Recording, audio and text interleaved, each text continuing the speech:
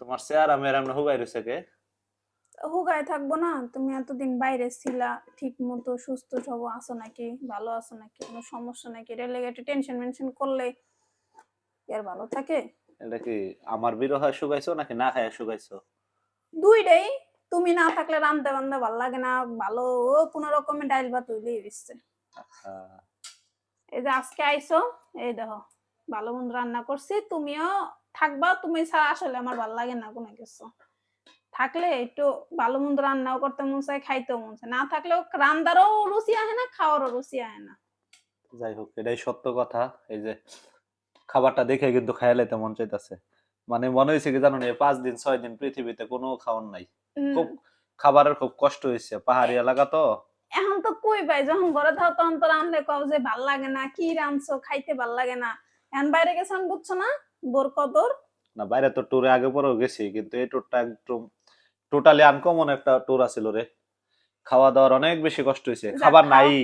খাওয়া খাওয়া দাওয়া আল্লাহ যা রিজিক রাখে তাই হয়, কিন্তু সুন্দর মতো যাইয়া সুন্দর মতো একেবারে সুস্বাস্থ্য ভাবে আইসো, এটাই অনেক। আল্লাহর কাছে কারণ শুকরিয়া অবশ্যই করতে হবে। কারণ আমি বাইক জিনিসটারে পছন্দ একদমই করি না, তুমি জানো। সেখানে তুমি এক জায়গায় না, একটা জেলা না, এক একটা জেলা পার করছো, এক একটা বিভাগ পার করছো। মানে আমি একটা টেনশনে ছিলাম, এই যে কইতেছো যে চোখ মুখ এমনি ডাইবা গেছে, আমি রাইতে ঠিক মতো ঘুমের ভিতরে আমার মনে হয় যে স্বপ্নে আমি আউল ফাউল স্বপ্ন দেখি। মানে এর লেগেই মানে শরীরটা একটু খারাপ ইয়া হয়েছে, মন মানসিকতা ঠিক ছিল না। সুন্দর মতো আল্লাহ তোমার ফিরে আনছে ঘরের ভিতরে, এর লেগে মন মানসিকতা অনেকটা ভালো লাগতেছে। হ্যাঁ, পার্বত্য জেলা আসলে দেখতে যতটা সুন্দর, এর ভিতরে অনেক ভয়ানক। যাক, যারাই যারা এইসব বাইক ট্যুরে যায় খুব সাবধানে যাইতে হবে। আইসো, খাও, কয়টা দিন কালা টালা হয়ে গেছো একদম, তুমি এত আহা, কালা। আমি কালকে একটা ভিডিও করে ছাড়তে হইব, দাঁড়াও। যাক, আর আর বাইক ট্যুর দিবা? অবশ্যই দেবো। শোনো, জানের উপরে রাইখা তুমি তো ঘুরো, হুম। তুমি যে অবস্থায় আছো তোমার হয়তো বা বুঝতেছো যে কোনো সমস্যা নাই, কিন্তু এই যে দূরে আমাগো রাইখা যে যাইতেছো, বিশেষ করে আমারে, আমার ভিতরটা জান থাকে না। বাসে কইরা তুমি যাও, তুমি এখানে প্লেনে কইরা যাও, আমার একটু টেনশন হইতো না, তুমি বিশ্বাস করবা কিনা। যেদিন তো আমি শুনছি তুমি বাইকে যাইবে, আমার মাথার ভিতরে এক অন্যরকম একটা দুশ্চিন্তা। কারণ আমি বাইকটারে খুব ভয় পাই। আমার যদিও বাইকের লগে কোনো দুর্ঘটনা নাই, কিন্তু আমি খুব বাইক ভয় পাই। আমি নিজেও বাইকে উঠতে পারি না ভয়ের শোনো, কারণে। জন্ম মৃত্যু এগুলা সম্পূর্ণ আল্লাহর হাতে।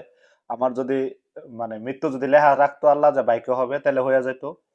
আর সবচেয়ে বড় বিষয় হচ্ছে আমরা অনেক সাবধানে গেছি। আমার যারা ট্যুর পার্টনার ছিল ওরা খুবই স্পেশাল, খুব সুন্দর গেছি। তবে অনেক বেশি কষ্ট হয়েছে এজন্যই যে আমরা মানে একই ডেটে পার্বত্য অঞ্চলের একদম সব ঘুরে লাইছি, কোনো বাকি রাখি নাই। এটা ছিল আমাদের ভুল। না এবং তো, তুমি তো এই একটা কথা দিয়া তো আর মনের মনটারে তুমি ঠিক করতে পারবা না, মস্তিষ্করে বুঝাইতে পারবা যে মরণ আল্লাহ যদি অমনি লেখা থাকে অমনি মরণ হইব, মনরে বুঝাইতে পারবা? আচ্ছা যাজ্ঞা, সেটা বিষয় না। অনেকদিন যাবত ভাত খাই না, মানে ভাত খাই মন ভরে, মন ভরে না, পেট ভরে মন ভরে না। এই যে তোমার খাবার এখন খাইয়া পেটটা একটু ভরামো। খাও মুরগির মাংসটা, যেহেতু ডাইল মুরগির মাংস পছন্দ করতো, ভর্তা রানতে চাইছিলাম, কিন্তু দেখো না পোলাই কেমনে জ্বালায়, আবার পোলার শরীরটা একটু ভালো না, কারণ ভর্তা বানানোর তার সময় পাই নাই, কইলাম এটি দিয়ে খাও, কালকে যাক, ভালো ভর্তা হয়েছে, বানাই দিব। কালকে ভর্তা খাওয়াইও। হ্যাঁ। শ্রীলঙ্কা যায় কষ্ট পাইছি বাতের, পাহাড়ি এলাকায় যায়। বাংলাদেশের পাহাড়ের ভিতরে যায় কষ্ট পাইছি। 2 4 5 ঘন্টার ভিতরে কোনো খাবারের দোকান পাই না। একদম গহীনে চলে গেছিলাম আমরা।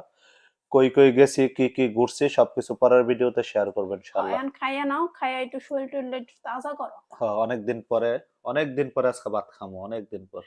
হ্যাঁ, তৃপ্তি নিয়ে খাও।